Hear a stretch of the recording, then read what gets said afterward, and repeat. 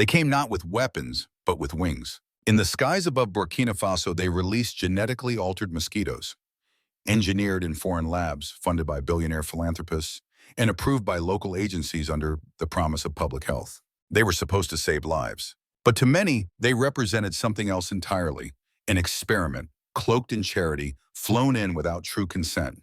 And then, one man said no. In August 2023, President Ibrahim Traoré halted the entire project. He ordered the destruction of lab samples, the suspension of field tests, and a reckoning with the past. His message was unmistakable. This soil will not host foreign science without sovereignty. Stay with us, because this is not just about mosquitoes. It is about memory, power, and the right to decide our future. Subscribe and walk with us into the legacy being written. In the heart of West Africa, where cotton once stood tall as a national symbol, a new experiment took root, not in the soil, but in the air. Burkina Faso, a nation with deep scars from the GMO cotton collapse of the 2010s, became the first African country to host field trials of genetically modified mosquitoes. The initiative was called Target Malaria, and it was no small endeavor. Over $170 million had been funneled into the project since 2005, $155 million from the Bill and Melinda Gates Foundation, with the rest from open philanthropy and other institutions. But here's the twist. The most critical part of the science, the DNA editing of the mosquitoes, was not conducted in Burkina Faso, nor in any African lab. It happened thousands of miles away at Imperial College London, the project's intellectual engine and patent holder. The DNA of the Anopheles gambiae mosquito, one of Africa's deadliest vectors, was reprogrammed to favor the birth of male offspring. Since only female mosquitoes bite and spread malaria, the goal was to reduce the female population and thus break the cycle of transmission. On paper, it was brilliant. In the halls of research institutions and donor summits, it was hailed as a technological leap for public health. But on the ground, in the villages of Burkina Faso, a different conversation was unfolding. The people remembered. They remembered BD cotton, once heralded as their path to economic glory. With heavy support from Monsanto and the Gates Foundation, Burkina Faso embraced GMO cotton in the late 2000s. Yet by 2016, it all unraveled.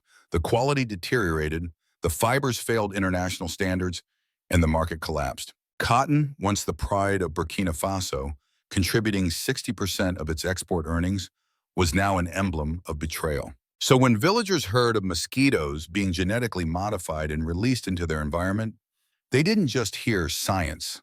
They heard foreign control. They heard corporate patents. They remembered loss. Still, the project moved forward. Laboratories were constructed, researchers were trained, and in early August 2023, a small batch of male-biased mosquitoes was released into the skies. Scientists insisted this was a pilot, not a full gene drive. They claimed it was safe, ethical, and approved by Burkina Faso's National Biosafety Agency, Environmental Assessment Agency, and Health Research Ethics Committee.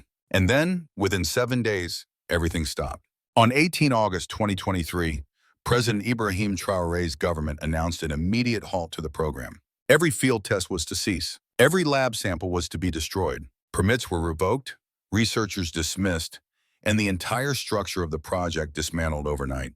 The official reasoning: lack of transparency, concerns over ecological impact, and a call for full scientific sovereignty. But unofficially, something deeper stirred. Communities reported feeling misled. Questions emerged about the true nature of consent.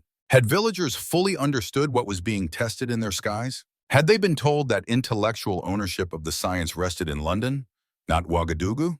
Had they been empowered or merely used? For Traoré, the answer was clear. His administration declared Burkina Faso would no longer serve as a testing ground for foreign science, regardless of its promises. This was not simply a decision about malaria. It was a stand, a reclaiming of the right to say no. In the days that followed, debates erupted across Africa and beyond. Some praised Traoré for his defiance, calling it a watershed moment for African scientific dignity. Others accused him of anti-scientific populism. But one thing was undeniable: a line had been drawn. Burkina Faso was supposed to be the showcase of Target Malaria's success, the first nation to prove that genetic engineering could conquer disease. But instead, it became the first to walk away. And so the world was forced to reckon with a simple, uncomfortable truth. What if sovereignty means refusing help that comes with strings? If they could rewrite the genes of a mosquito, what else could they reprogram? The silence after the order was deafening. In a matter of days, years of scientific work, community meetings, and multi-million-dollar investment were reduced to ashes. The Target Malaria Project, once the pride of global health circles, was declared unwelcome on Burkinabe soil. But it wasn't just the administrative dismantling that captured attention. It was the roar from the streets, the whispers from the villages, and the rising storm across African social media that revealed the depth of the wound. Activist networks lit up across the continent. From Dakar to Lagos, messages poured in. We stand with Traoré. In Ouagadougou, grassroots groups like Copagan issued bold statements. Africa will not be your laboratory. We will not be your lab rats. Scientists from Nigeria, Ghana, and Uganda expressed solidarity, not necessarily against genetic science, but against the way it was being deployed. It wasn't about innovation, it was about who decides, who benefits, and who bears the risk. Traoré's decision, as sudden as it was, tapped into a reservoir of generational memory. Back in the early 2000s, South Africa had become the continent's testbed for GMO crops.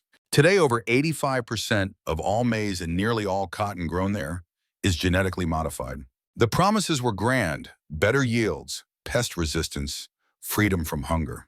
But the results were murky. Smallholder farmers were reported being locked into debt cycles, forced to buy expensive patented seeds every season, and then spend more on companion chemicals like glyphosate. By 2013, even the South African Cotton Federation admitted that BT cotton had failed. Pests had developed resistance, yields had dropped, and farmers were walking away. And then came the crash in Burkina Faso. BT cotton was introduced there with heavy fanfare, supported again by Monsanto and the Gates Foundation. It didn't take long for the fiber quality to deteriorate. By 2016, Burkina Faso officially abandoned GMO cotton, citing not only economic losses but also international rejection of their once prized product. Farmers lost millions in export value. An entire industry collapsed. And with it, trust. So when a new solution arrived, this time from the air, again funded by the same names, again promising liberation, the betrayal felt familiar. The emotional crescendo of this story wasn't scientific, it was visceral. This was about memory, sovereignty, and control. In press briefings, President Ibrahim Traoré did not mince words. He described the project as scientifically opaque and ethically questionable. His aides cited lack of African ownership, disproportionate risk, and irreversible ecological consequences. But perhaps the most jarring revelation was this: the genetically modified mosquitoes were not smuggled in. They were approved, fully, legally, and institutionally, by Burkina Faso's own agencies, which led to an even more unsettling question. How had such an invasive project slipped through with so little public scrutiny? Traoré's government suggested that communities had been misinformed, that the language used in community meetings was technical, distant, deliberately vague, that the risks were downplayed, the ownership details buried in fine print. The people were told this was safe, that it would be Africa's gift to the world, that Burkina Faso would lead the fight against malaria. And then came the quiet release in early August. A batch of male-biased mosquitoes, engineered to pass on their genes and erase the female population, was released into the open sky. A sky shared by birds, bats, frogs, and families. Scientists called it a pilot. Villagers called it a breach. The betrayal wasn't just biological. It was political, psychological, ancestral. Traoré's reaction, swift and uncompromising, was seen by many as an act of redemptive leadership. He didn't just cancel a program, he shattered a narrative. The narrative that Africa should be grateful for every foreign project. That oversight is a luxury. That resistance is ignorance. No, resistance in this case was memory. And memory, once awakened, is a force to be reckoned with.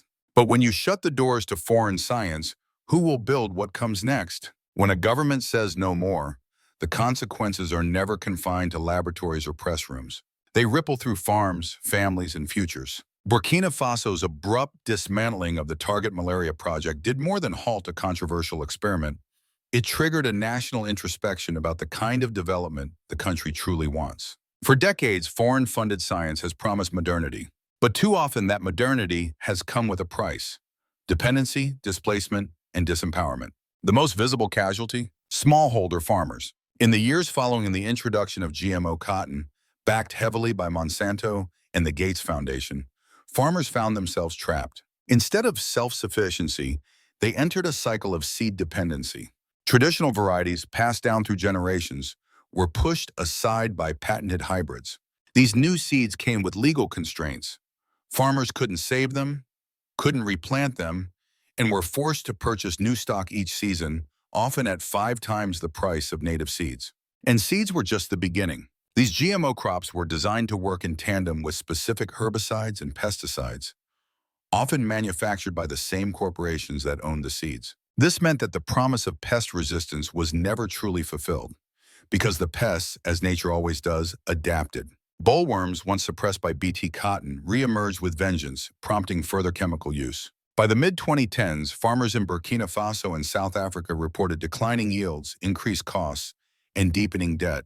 Many abandoned their fields altogether. Others tried to revert to indigenous crops, only to find that native seed banks had vanished. Food sovereignty had become a myth, but the implications ran deeper than the agricultural sector. The Traoré administration's rejection of foreign biotechnology became a political statement. It marked a transition from reactive governance to proactive protectionism, placing Burkinabe dignity and autonomy at the center of national policy.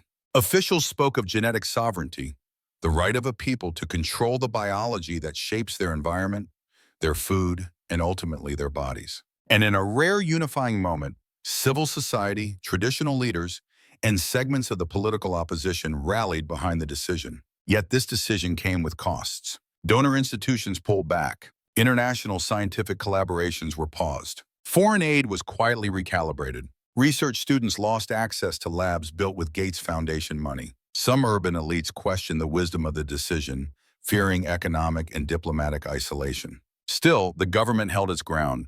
They pointed to the mounting evidence that GMO-driven development had not delivered on its promises. Hunger had not been eradicated. Biodiversity had suffered. And worse, African knowledge systems had been marginalized, deemed inferior to Western science. In the rural heartlands, however, something began to shift. Farmers started organizing seed-saving cooperatives. Local agricultural institutes reopened conversations about traditional farming techniques. A quiet revolution was taking root, one where the past wasn't seen as obsolete, but as a foundation for a more self-determined future. And at the center of this shift stood a name that was no longer just associated with military strength or fiery speeches. It was a name now linked to protection, foresight, and moral clarity: Ibrahim Traoré. The president's boldness began to crystallize into something larger than a political moment. It was becoming a narrative, a trajectory, a possibility. The phrase Ibrahim Traoré legacy echoed beyond Burkina Faso, resonating in radio shows in Nigeria, think tanks in Ghana, and protest banners in Senegal. His decision wasn't universally admired, but it was undeniably respected. Because in a world where many leaders bow to donor pressure, he stood up.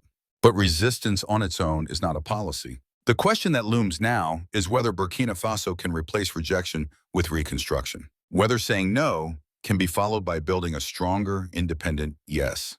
And in that fragile space between resistance and rebirth, will Traoré's legacy endure? The international response was swift and divided. In Western media outlets, headlines framed Burkina Faso's decision as a setback for public health. Reuters, BBC, and Le Monde cited the potential lost opportunity in the fight against malaria. Fact-checkers like Africa Check and AFP moved quickly to dispel misinformation, particularly surrounding the contraceptive rumors tied to the Gates Foundation. But even as they corrected facts, they could not erase fear. The deeper story, one of historical mistrust, scientific ownership, and sovereign consent, remained untouched.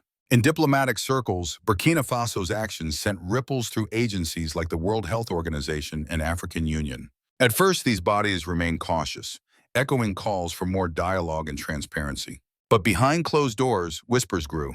If Burkina Faso walks away, who follows next?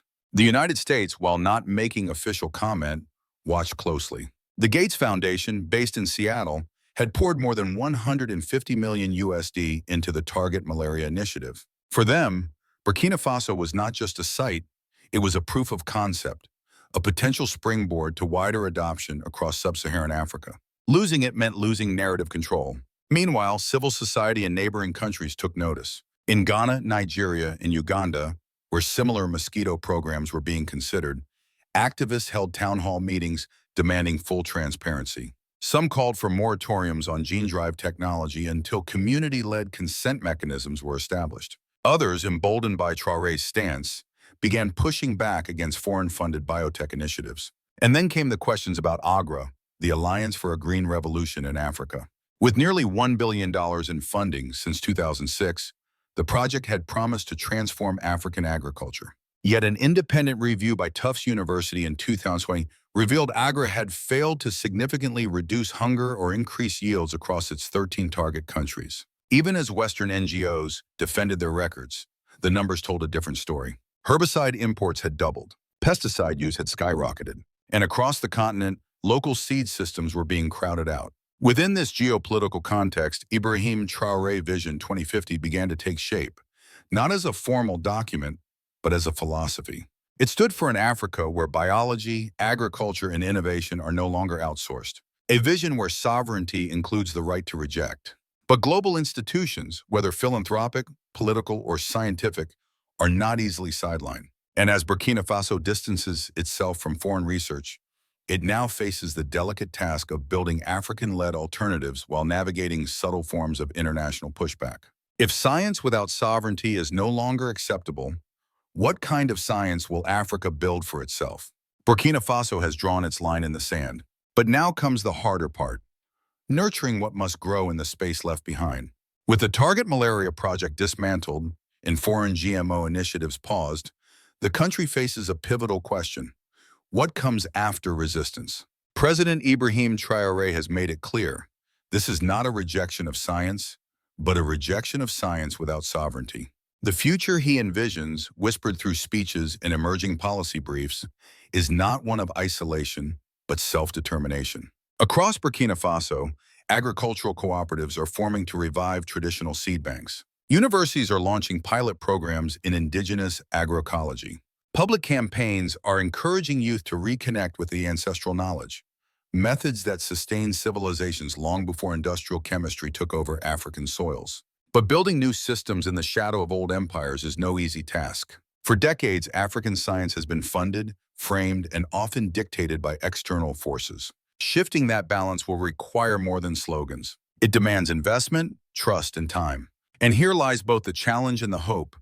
Burkina Faso must not only resist dependency, it must become a model of alternative development, proving that dignity and data can coexist.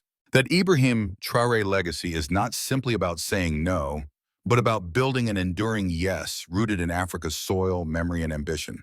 This includes rethinking partnerships. Traoré's vision invites collaboration, but only on equal terms. No hidden patents, no intellectual monopolies, no more being the world's lab. Instead, the country is quietly exploring alliances with other like-minded nations, those ready to chart a 2050 defined not by donor agendas, but by African priorities. In doing so, a phrase has begun to circulate among political thinkers and young reformers alike. Ibrahim Traoré Vision 2050. It is still taking shape, but its essence is unmistakable. Africa controlling its food systems. The soil has been cleared. The question is, what will Africa choose to plant next? History will remember this not as the story of mosquitoes, but as the moment a nation redefined what it means to be sovereign. When President Ibrahim Traoré ordered the shutdown of Target Malaria, he didn't just halt a foreign experiment. He ignited a continental conversation about ownership, dignity, and memory. In doing so, he gave voice to countless African farmers, scientists, and citizens who had long felt unheard beneath the weight of imported solutions. This is the beginning of the Ibrahim Traoré legacy, not one of resistance for its own sake, but of resistance as a foundation for rebirth. A legacy that asks hard questions. Who holds the patents? Who edits the DNA? Who profits when seeds fail? Who pays when nature is rewritten? As the dust settles, what emerges is more than critique. It is a blueprint, a commitment to agroecology, to scientific sovereignty, and to partnerships that do not demand silence as the entry price. This is where Ibrahim Traoré Vision 2050 enters, not as a document, but as a declaration. A future where Burkina Faso and Africa chart their own paths through climate, health, food, and innovation. Where no technology arrives without consent. Where no experiment begins without memory. But this will not be easy. Building takes longer than dismantling, and legacies to endure must be carried by many hands. So the question is no longer whether Traoré made the right decision. It is whether we, as Africans and allies, will carry forward what he began. The Ibrahim Traoré legacy is still being written, in soil, in sky, in story. And what we choose next will define not only Burkina Faso's place in history, but Africa's place in the future. Subscribe, comment, share, because sovereignty is not a slogan, it is a seed. And that seed needs tending.